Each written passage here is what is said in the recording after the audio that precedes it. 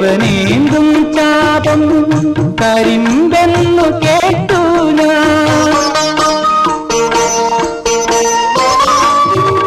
കാമദേവനേന്തും ചാപം കരിമ്പെന്നു കേട്ടു ഞാൻ.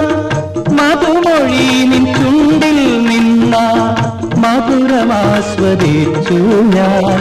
ആഹാ ആഹാ ആഹാ